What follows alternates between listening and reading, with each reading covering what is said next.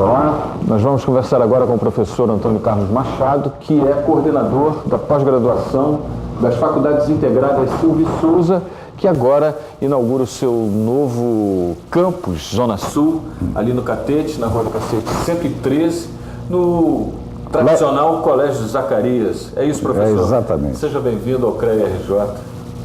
Muito obrigado pela oportunidade de estar aqui com vocês aqui no CREA. Sempre um prestígio, né? Uma instituição tão antiga como o CREA, a gente ser deferido com um convite tão brilhante de vocês. Muito obrigado. E por falar em instituição antiga, essa nova apresentação da Silvio e Souza na Zona Sul, colocando seus cursos à disposição também desse público, é comemorativo dos 45 anos da instituição. Ela tem até um pouco mais de 45, mas a instituição, a faculdade integrada, ela tem um pouco anterior, mas é 45 anos que ela estava, é um campus novo que nós inauguramos no começo do ano.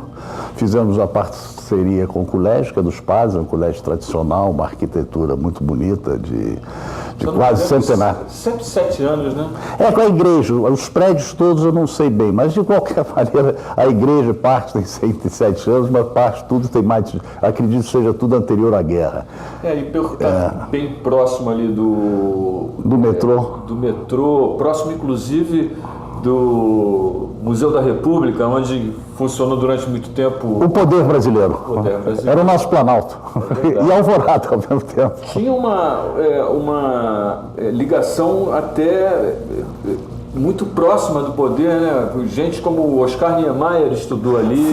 Eu acho que o Chico Anísio, teve muita gente, pessoas no colégio estudaram naquele colégio ali, né? Era tradicional, né? Porque os colégios antigamente, até no meu tempo, né? Os colégios no Rio de Janeiro eram em Botafogo, né? Você tinha o Zacarias, o Colégio Andes, o Anglo-Americano, o Santo Inácio, e o bonde passava por todos os lugares. A gente ia para casa por eles. Agora, por que essa iniciativa da Silvio e Souza de trazer também para a Zona Sul os seus... Porque era uma oportunidade que nós tivemos, a gente estava em Jacarepaguá, na Penha, na Tijuca, né? E abriu um campus dentro da Zona Sul, e quando se fala Zona Sul, hoje é um problema de mobilidade, né? O grande problema, uma solução de toda a grande cidade é ter mobilidade, né? Bem ou mal, parece que a nossa cidade, hoje eu mesmo inaugurei, vim de VLT até o CREA, é você ter o metrô perto, a integração, a facilidade hoje você em minutos poder se deslocar da Tijuca, enfim, de pontos diversos da cidade, né, em pouco tempo. Então, é um lugar seguro, né, extremamente seguro, está dentro de uma instituição adequada, com a instituição de ensino. Nós ocupamos um dos prédios do Colégio Zacarias. Eles são diversos prédios, nós pegamos um prédio que tem aproximadamente uns 2.000 metros quadrados, então tem uma instalação bastante razoável. E o foco é manter o curso tradicional, que é um curso extremamente tradicional da faculdade, que é a Faculdade de Arquitetura e Urbanismo. Esse tem mais de 40 anos, formou diversos profissionais dentro do Brasil, e colocar nesta unidade também toda a área de pós-graduação. Pretendemos no ano que vem já abrir engenharia também, mas esse é o projeto para 2017. E temos os cursos de pós-graduação muito ligados, evidentemente, à área de engenharia, certo? Engenharia técnica, né? A gente tem uma parte assim, que não seria só de engenharia, que é perícia criminal e cívica do professor Públio, mas os cursos principais, que é um curso antigo que nós temos, que é o curso de segurança do trabalho, que é um curso já mais de 10 anos, formou centenas de pessoas, e agora temos que, como já foi, vamos dizer, segurança do trabalho foi um curso que teve muita atração pela imposição, inclusive, legal. Hoje em dia, o meio ambiente, a gente está começando uma turma agora em julho, das primeiras desse ano, de meio ambiente, que é uma coisa que a legislação e o tempo está vindo também, né? Está alcançando. E temos uma que eu acredito que seja o primeiro curso no Brasil dentro dessa área, que é em pós-graduação para engenharia de produção em plataforma marítima de petróleo. Que isso aqui é um curso ministrado basicamente só pela Universidade da Petrobras, e nós estamos inaugurando com um corpo docente de excelente qualidade, são todos PhDs, doutores, formados, a maioria militou no CEMPS ou dentro da Petrobras, e é um curso voltado para essa área especificamente de operação em plataforma de petróleo. Agora, como o senhor bem falou, essa área de petróleo me parece que virou, de certa forma, a área vilã, né? As pessoas têm muito assim, um pouco o pé atrás com relação a petróleo, protocolo de Kyoto, o mundo se preocupa muito com a questão ambiental ultimamente. Então, não tem dúvida. E parece que o petróleo, as pessoas ainda, né, têm um pé atrás com relação a isso. Agora, por um outro lado, a gente percebe que a gente vive também um momento delicado com relação à questão, né, do petróleo. A gente está em crise no planeta, o valor do petróleo caiu um pouco, inclusive a própria Petrobras se viu ameaçada aí com essa questão toda, mas me parece que é um setor, professor, que é sólido. É, mas só lucrativo. Vamos dizer, o petróleo, dentro da história, uma leve digressão sem perder muito tempo, né? O petróleo é uma indústria muito nova, como indústria energética e tudo, né? Ela não tem 150 anos, é de 1880, quando você fez o primeiro refino destilou-se, aliás, o petróleo numa destilaria de uísque. Aí se sai o petróleo, por isso a barrica de 42 litros, onde era engarrafada, onde era estocado o uísque, era em barris de 42 galões. São 159 litros que você tem até hoje, certo? E o galão era o galão de uísque também. Mas inicialmente o petróleo ele produzia querosene, e ele era para iluminação, não era como fonte de energia móvel, motriz, né? Então ela é uma indústria relativamente nova, quando eu digo nova historicamente comparado com a siderurgia, vamos assim dizer, que é uma coisa bem mais milenar, não é? Mas essa indústria ela evolui do começo do século XIX com a indústria automobilística, e ela é matriz, na matriz energética do mundo, certo? Hoje em dia o petróleo ele responde a quase mais de 50% da matriz energética do mundo. E evidentemente que o crescimento que você teve exponencial, vamos dizer, você começa no século XX, passado, depois da Primeira Guerra, você estava falando em 10 milhões de barris, você em 73 tinha 40, então houve um crescimento de 400% em 50 anos. De 1970 a 80, de 40, nós estamos falando hoje em dia em 85, 86, entre 80 e 90 milhões de barris dia de consumo no mundo. Vamos dizer, há 10 anos era 80, hoje está em 86, 87. Os preços oscilaram dentro disso, né? Mas é evidente que o crescimento, como ele era, vai baixar o crescimento. A curva de crescimento, ela diminui. Mas as alternativas eólica, sol, ou água, nuclear, tendem a aumentar, mas ainda estamos muito longe dessa matriz. Isso significa, nesse panorama que o senhor está traçando, que é um mercado extremamente atrativo, profissional que está querendo... Não há dúvida. Ele é necessário. Quer dizer, eu não vejo em curto prazo, você fala, o mundo está fazendo carros elétricos, 300 mil carros elétricos, roda no mundo 1 bilhão. Você está falando de automóvel, né? Não estou falando que o petróleo é usado para energia elétrica em casa também, né?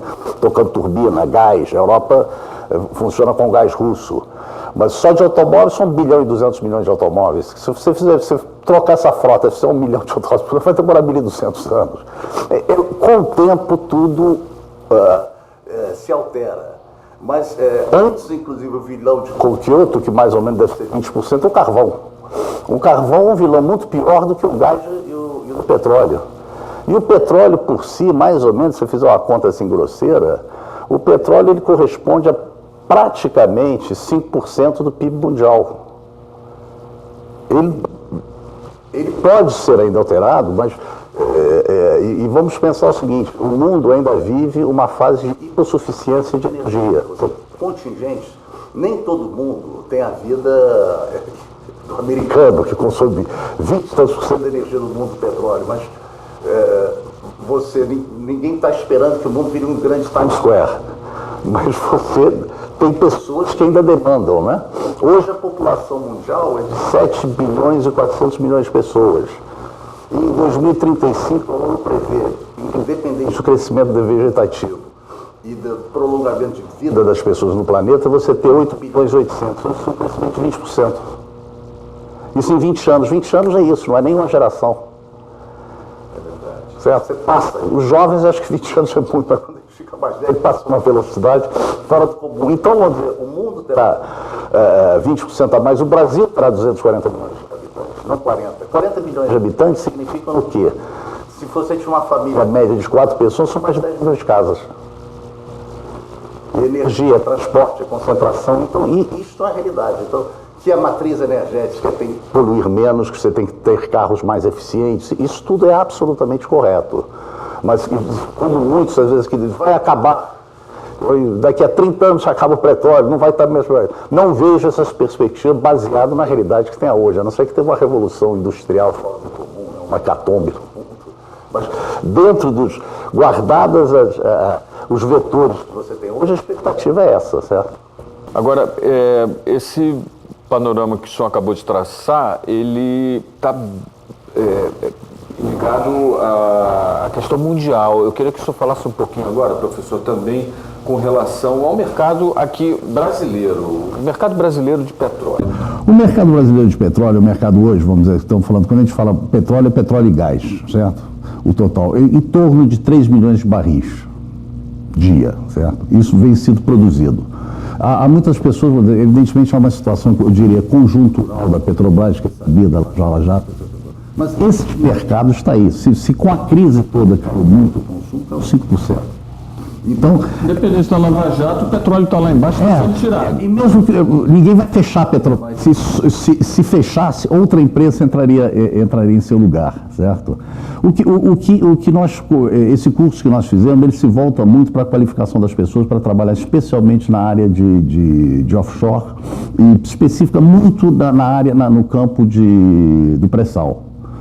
Pelo seguinte, hoje existe um entendimento das companhias de petróleo e que está avançando muito, que se você pegar uma operação de uma base, de uma plataforma, uma FPSO, ela, vamos dizer que o projeto custa, vamos dizer, 4, 5 bilhões de dólares, mais ou menos.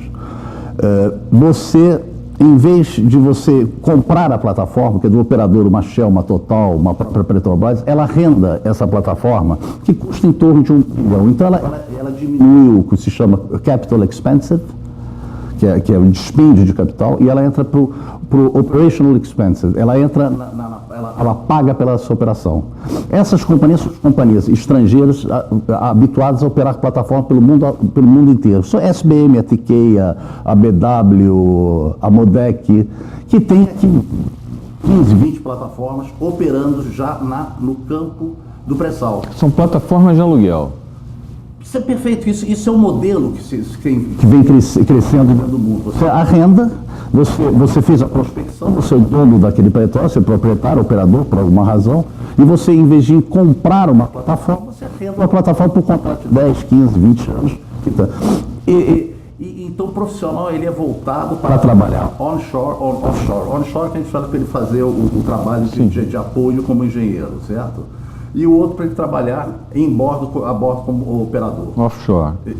Ele embarcado na coisa. A vantagem quando embarcado, que vamos dizer, se o salário do engenheiro médio é 10, 15 mil reais, qualificado, ele aborda, ele ganha o dobro quando ele estiver a bordo. Mas isso é uma escolha da pessoa. Mas por que isso? Porque esses contratos são longos, a produção continua, vamos dizer, hoje em dia, se eu não me engano, podemos dizer que o pré-sal produz 800 mil barris por dia. A tendência a aumentar, eventualmente com o marco regulatório que deve estar sendo alterado pelo governo, né? Já passou, o Serra já passou. Poderão haver outras licitações que se confunde um pouquinho em petróleo, produção com exploração. Poços novos não estão sendo furados, mas os que estão não vão parar. O consumo existe aqui. Mesmo que, em hipótese absurda, a Petrobras fechou, outro vai tirar o petróleo, porque o mercado está aqui. A demanda ela é indiscutível. Então, esse curso a gente modelou, porque há uma carência dessa mão de obra no Brasil. Muita dela é importada, vem de fora. Paga a um custo de transporte das pessoas virem de fora. E o único que forma esse profissional é a Petrobras no seu curso interno. Se ela é uma universidade da Petrobras, você, quando faz um concurso, você normalmente, imediatamente, não vai para o campo. Você então, é um diferencial que a Silvio Viçoso estaria apresentando para o mercado essa oportunidade. No caso, quem é o candidato aí? São os engenheiros. Basicamente, aconselhado, não diria, é quase uma condição sine qua non, que ele tenha uma formação de engenharia, porque é um curso de 15 meses, dado quinzenalmente, sábado e domingo, já que muitas pessoas, os candidatos ao curso, trabalham no regime de 14/14, então ele trabalha. E ele tem também um direito de família, alguma coisa, quando ele quiser. Então eles são 2 vezes por mês, um fim de semana sim, outro não. São 16, 18 horas por fim de semana, é dado em 15 meses, são 390 horas, depois tem um TCC final do curso, e se dá o ciclo inteiro da operação. Que a operação de petróleo assim, offshore, ela envolve reservatório, elevação e escoamento, instalação de superfície e offloading. O reservatório é administração. Isso é dado uma noção de tudo, com muita ênfase em elevação e escoamento, porque a elevação e escoamento, a garantia de escoamento é importantíssima, porque você tem problemas de entópicas feias, entópico comparativo, tem uma série de problemas. A instalação de superfície é a instalação toda que opera, que faz aquela operação. E depois a descarga. E hoje há uma tendência de todas essas plataformas. Antigamente uma plataforma tinha 200, 300 pessoas. Hoje ela está enxugando cada vez mais. Ela está enxugando, diminuindo o people on board, a relação. Mas, em compensação, o que acontece? Você é automação. O nível, exatamente, o nível de automação aumenta. Pode ter mais. Também aumenta a exigência da técnica para ser. Exatamente. Você não pode mais trabalhar com você precisa de pessoas já qualificadas, engenheiros, não tem mais, como se dizia antigamente, o embarcadisco, que era um taifeiro que vai abrir e fechar uma válvula. Isso não existe.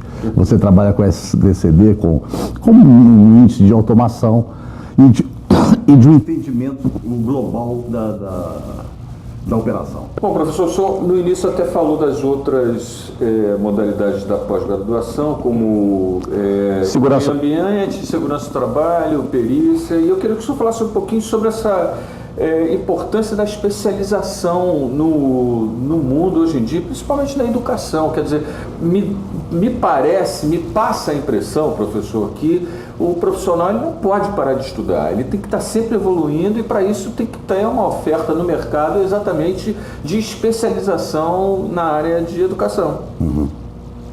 Agora, vamos dizer, na Inglaterra, o Trump, vamos dizer, a Inglaterra tentando sair tentando, né, manifestando saída, é um problema, os efeitos e as consequências da globalização, né, quer dizer, da qualificação hoje em dia, a grande crise que você tem mundial é de desemprego. Por que as pessoas se desempregam também?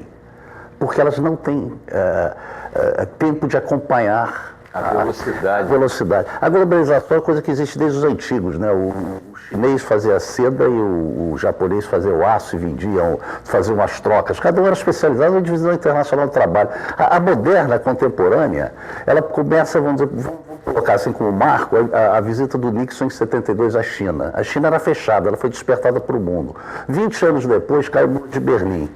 E aí cai a cortina de ferro, há uma integração da Europa Oriental e do mundo. O mundo se integra numa grande aldeia, né? Essa que é a realidade. Tem pessoas que falam que 90 e o ano 2000 foi a nova renascença. O renascimento, o fenômeno do século XVI. Isso trouxe consequências, né? Isso trouxe consequências que pessoas se adaptaram e a concorrência ficou muito feroz. Então, se a gente for pensar uma coisa muito simples, por exemplo, se você pegar hoje assim, um iPad, isso custa o quê? 3 mil reais, 4 mil reais? Por aí, 3.500 a média. Certo, vamos dizer, 10 desses você compra o carro. É verdade. Certo? 10. Quanto tem de material aqui comparado com o carro? Aqui tem o quê? 10 dólares, 20 dólares, 13. Isso é feito na China, acho que o visor é feito pela Samsung na Coreia. Onde é que estão os 800, 900 dólares? Está na Califórnia, que mais investe em educação, no Silicon Valley, nas universidades de Berkeley, e ali que está. Ali que você está, ali que sai a Google, ali que está a maior empresa de capital do mundo, que é a Apple, não? Ali que está a Microsoft, ali que é gerada a inteligência. É uma coisa meio cruel. Hoje em dia, quem é que reclama muito da concorrência nos Estados Unidos, o eleitor do Trump? Eu lembro que perdeu emprego, lamentavelmente, na General Motors, e não se adaptou, um de 40, 50, e eu não estou qualificando se isso é certo ou errado, eu estou constatando um fato. Quem se revoltou na Inglaterra foram os mais velhos, que se sentem ameaçados pela invasão, não é só da imigração, do produto, da entrada. O jovem foi favorável, que o jovem sabe que ele tem que continuar a se especializar. Até o limite, Você tem que se especializar sem perder o total, né? Senão a gente cai naquela velha frase que era muito engraçado, o Einstein, quando ele fala se ele era especialista em física. O especialista é aquele que cada vez conhece mais sobre, cada vez menos, até conhece tudo sobre nada, entendeu? Então, sem chegarmos a tanto, eu acho que Isso quer dizer que a especialização ela não é só para o jovem, né? O sênior também tem que ter essa visão e tem que estar no mercado se especializando. Se reciclando, se não é especializando, chegando a esse ponto, né, que é jocoso, né, de saber tudo, ao ponto de saber tudo sobre nada, ele tem que estar se reciclando e se adaptando ao tempo, que a velocidade da informação, da transformação, ela é enorme, que ela acontece hoje em dia. Você tem que estar se adaptando perenemente para sobreviver. Perfeito. Gostaria de agradecer a sua participação nessa entrevista, professor Antônio Carlos Machado. Muito obrigado. Coordenador de pós-graduação das Faculdades Integradas Silvio Souza, que agora coloca à disposição do público da Zona Sul a sua expertise e a sua experiência de mais de 45 anos em educação. Não é isso, professor? Sim, muito obrigado eu que agradeço. E o microfone está aberto para suas considerações finais. Muito obrigado, eu que agradeço ao CREA, certo? Pela oportunidade de estar aqui, de expor um pouco a nossa faculdade, o que nós estamos fazendo, os projetos que a gente tem. Espero que isso tenha satisfeito o nosso espectador. Pelo contrário, o CREA-RJ que agradece, está aqui à disposição para essa parceria com a Silvio Souza, que já foi, inclusive, né, membro do nosso conselho, com representantes. Na época que estava antes dos arquitetos, mas o passado sempre fica, né? Com certeza. Muito obrigado pela sua participação. Essa foi mais uma entrevista aqui na sua Web TV CREA, o conselho que a gente vê. Nós agradecemos a participação do professor Antônio Carlos Machado, coordenador de pós-graduação das Faculdades Integradas Silvio Souza, que coloca também agora à disposição do público da Zona Sul a sua expertise de mais de 45 anos em educação. E se você se interessou pelo assunto, quiser fazer uma boa pós-graduação nas áreas colocadas aqui nessa entrevista, é só você acessar o site que está aí embaixo na nossa Web TV CREA.